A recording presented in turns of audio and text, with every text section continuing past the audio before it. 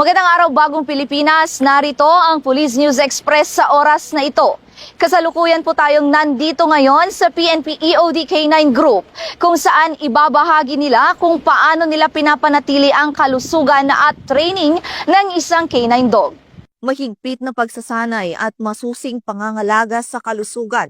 Yan ang pangunahing prioridad ng PNP Explosive Ordnance Disposal and K9 Group para sa kanilang mga K9 dogs na katuwang sa mga operasyon para sa seguridad ng bayan.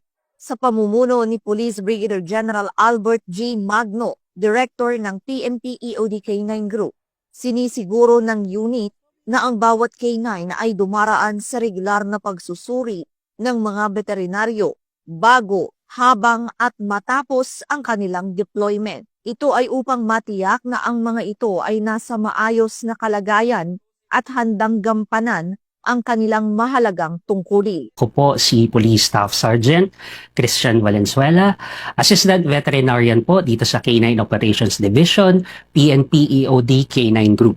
Prior ng training at deployment, meron po kaming ginagawa na pre-evaluation.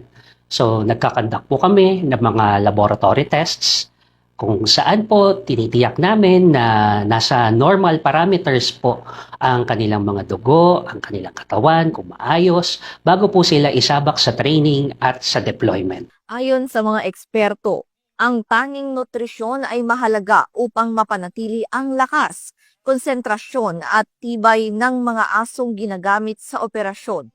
Dagdag pa ni Police Staff Sergeant Valenzuela, ang regular check-up ng mga aso ay hindi lamang para sa physical health, kundi pati sa mental well-being ng mga ito. Ang ating mga police service dogs ay kumakain ng 2 beses sa isang araw. Ang aming dog food na pinapakain sa kanila ay merong crude protein na at least 27%. So nakakatiyak po tayo na dekalidad ang kanilang kinakain kasi ito po ay approved by AFCO. Mula rito sa PNP EOD K9 Group, dito sa Campo Crame, ako ang inyong PNN correspondent, Patrolwoman Femery Octaviano, alagad ng batas, tagataguyod ng Balitang Pulis.